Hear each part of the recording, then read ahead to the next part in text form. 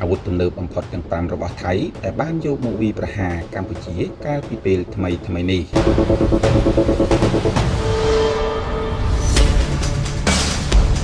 របាយការណ៍ថ្មីពីចំនួនព្រំដែនរវាងថៃនិងកម្ពុជាបង្ហាញថា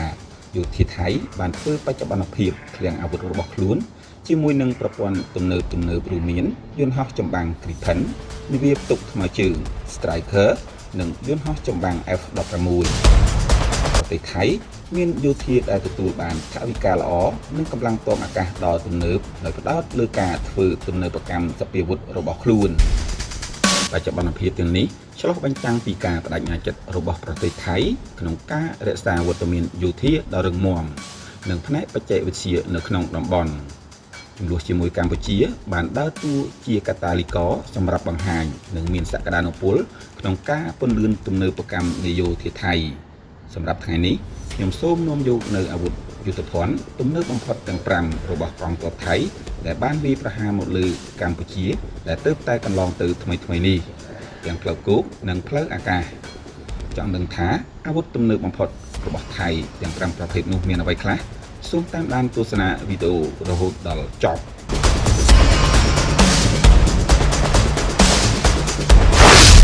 ប្រភេទទី1 Swedish JAS 39 Gripen EF Fighter ចំនួនយន្តហោះមាន12គ្រឿង JAS 39 Gripen ត្រូវបានដាក់ពង្រាយនៅក្នុងតំបន់កងទ័ពទី2លក្ខណៈសំខាន់គោលបំណង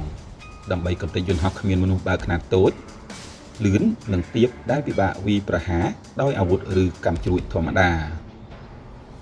បច្ចេកវិទ្យារួមបញ្ចូលគ្នានៅឧបករណ៍ចាប់សញ្ញាអេឡិចត្រូអុបទិកជាមួយនឹងឧបករណ៍បញ្ចេញឡាស៊ែរដែលភ្ជាប់មកជាមួយសម្រាប់ការកំណត់គោលដៅច្បាស់លាស់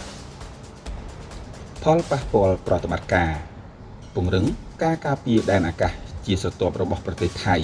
ជាពិសេសសម្រាប់សន្តិសុខព្រំដែននិងការការពារហេដ្ឋារចនាសម្ព័ន្ធសំខាន់បរិបត្តិការអនុម័តតាមយន្តហោះគ្មានមនុស្សបើកដែលកំពុងកើនឡើងនៅក្នុងជម្លោះព្រំដែននៅអាស៊ីអាគ្នេយ៍ដែល UAV តូចត្រូវបានប្រើប្រាស់កាន់តែច្រើនឡើងសម្រាប់ការឃ្លាំមើលនិងការវាយប្រហារទី2 Directed Energy Weapon for Counter Drone Operations ប្រព័ន្ធ High Energy Laser ឬហៅកាត់ថា HEL ថ្មីរបស់កងទ័ពភូមិន្ទថៃគឺជាប្រភពនៃថាមពលដែលត្រូវបានបង្កើតឡើងដើម្បីទប់ទល់នឹងការគំរាមកំហែងកាន់តែខ្លាំងឡើងនៃប្រព័ន្ធអាកាសគ្មានមនុស្សបើក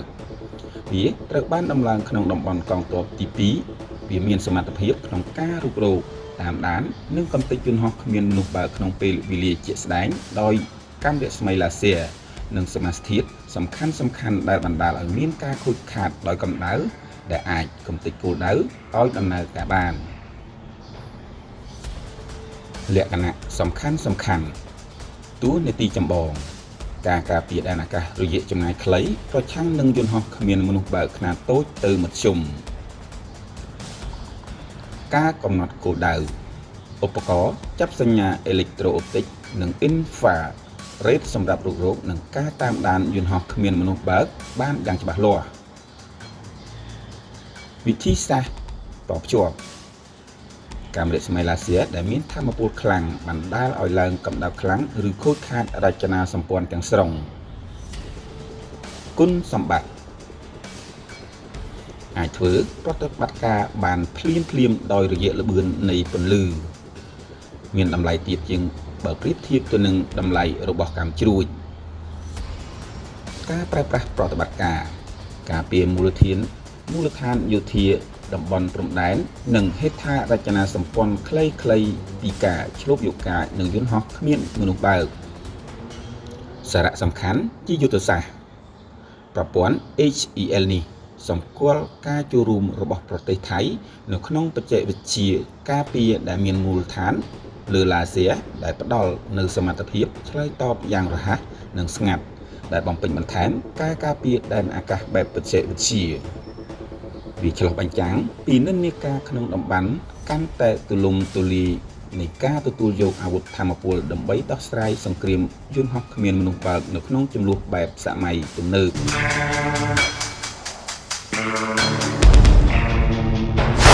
ទី3 Domestically built armed drones dropping mortar bomb កងទ័ពភូមិន្ទថៃបានដាក់ពង្រាយយន្តហោះគ្មានមនុស្សបើករំដាប់អាវុធដែលផលិតក្នុងស្រុកដែលមានសមត្ថភាពផ្ទុកនិងបញ្ចេញគ្រាប់កាំភ្លើងត្បាល់ដូចជាគ្រាប់បែក M261 និង M472 ក្នុងកំឡុងពេលបេសកកម្មវាយប្រហារយ៉ាងជាក់លាក់ UAVs ទាំងនេះត្រូវបានរចនាឡើងសម្រាប់បម្រើការនៅសមរភូមិយុទ្ធសាស្ត្ររួមទាំងការចូលរួមកំទេចទីតាំងរបស់សត្រូវនិងវាយឆ្មក់កងជំនួយជាដើមចំណុចសំខាន់ប្រភពឧស្សាហកម្មការពារជាតិក្នុងស្រុករបស់ថៃកាត់បន្ថយការពឹងផ្អែកលើការផ្គត់ផ្គង់ពីបរទេសបន្ទុកអាចផ្ទុកគ្រាប់បែកត្បាល់តែមួយឬច្រើនជាមួយនឹងសមត្ថភាពទម្លាក់ចំគោលដៅដោយ GPS តួនាទីប្រតិបត្តិការប្រើប្រាស់ការវាយប្រហារយ៉ាងជាក់លាក់ប្រឆាំងនឹងទីតាំងឬបន្ទាយធំនិងកំទេចប្រភេទយានជំនិះធុនស្រាលគុណសម្បត្តិថ្លៃដើមផលិតនិងថែទាំទាបបើធៀបនឹងយន្តហោះគ្មានមនុស្សបើកភាពបត់បែនខ្ពស់និងការបំបាំងកាយនៅរយៈកម្ពស់ទាបបើការវាយប្រហារនៅក្នុងតំបន់សម្រាប់កងទ័ពជើងគោកការប្រើប្រាស់ថ្មីត្រូវបានដាក់ពង្រាយនៅតំបន់ជម្លោះព្រំដែនដើម្បីផ្ដល់កម្លាំងបាញ់លឿននិងត្រឹមត្រូវគោលដៅ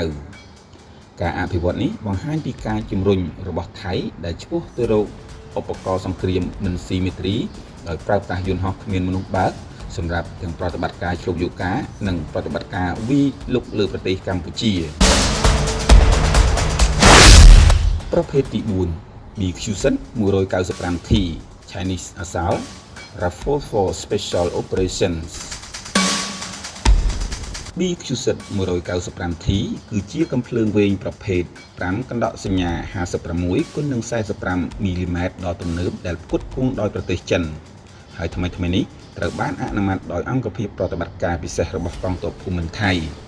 វាតំណាងឲ្យអាវុធធុនតូចរបស់ចិនចំនួនថ្មីដែលមានការរចនាម៉ូដែលទម្ងន់ស្រាលនិងការកែលម្អ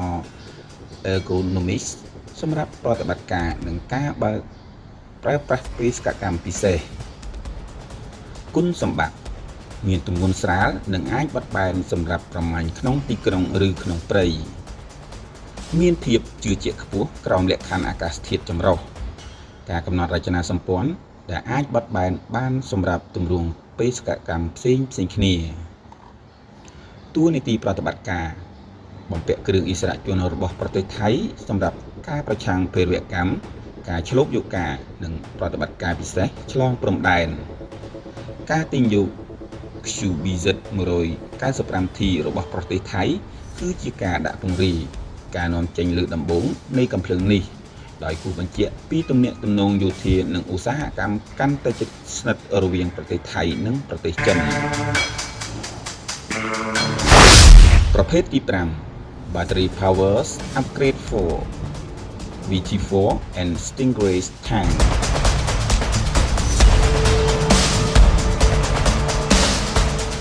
កងទ័ពភូមិន្ទថៃបានសាកល្បងប្រព័ន្ធថាមពល Lithium-ion នៅលើរថក្រោះប្រយុទ្ធសំខាន់ VT4 របស់ចិននិងរថក្រោះធុនស្រាលអាមេរិក Stingray ដែលជាផ្នែកមួយនៃកម្មវិធីទំនើបកម្មដើម្បីកែលម្អការអនុវត្តនិងកាត់បន្ថយការពឹងផ្អែកលើប្រភពថាមពលគោលបំណងបង្កើនលទ្ធភាពប្រើប្រាស់ថាមពលអគ្គិសនីសម្រាប់ប្រព័ន្ធនៅលើយន្តហោះដូចជាឧបករណ៍ចាប់សញ្ញាទំនាក់ទំនងនិងឈុតការពារបេសកកម្មបច្ចេកវិទ្យាម៉ូដុលថ្មលីធ្យូមអ៊ីយ៉ុងដែលមានអភិវឌ្ឍក្នុងមូលដ្ឋានរួមបញ្ចូលនៅក្នុងប្រព័ន្ធថាមពលធុងដែលមានស្រាប់គុណសម្បត្តិការដំណើរការក្នុងប្រតិបត្តិការបានយូរដោយមិនដំណើរការម៉ាស៊ីនចម្បងកាត់បន្ថយការប្រើប្រាស់ប្រេងឥន្ធនៈនិងកាត់បន្ថយកម្ដៅតួនាទីប្រតិបត្តិការ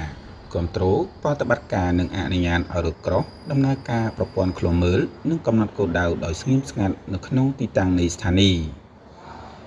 តម្លៃជាយុទ្ធសាស្ត្របង្កើនភាពជឿជាក់លើខ្លួនឯងដោយការបញ្ចូលបច្ចេកវិទ្យាថ្មដែលត្រូវបានអភិវឌ្ឍក្នុងស្រុកនិងពង្រីកវដ្តជីវិតនៃកងនាវាពាដែករបស់ប្រទេសថៃការធ្វើឲ្យប្រសើរឡើងនេះឆ្លុះបញ្ចាំងពីការខិតខំប្រឹងប្រែងរបស់ប្រទេសថៃក្នុងការបញ្ចូលគ្នានៅផលិតផលបរទេសជាមួយនឹងការកែច្នៃប្រឌិតក្នុងស្រុកសម្រាប់និរន្តរភាពនៃសមរភូមិកាន់តែច្រើន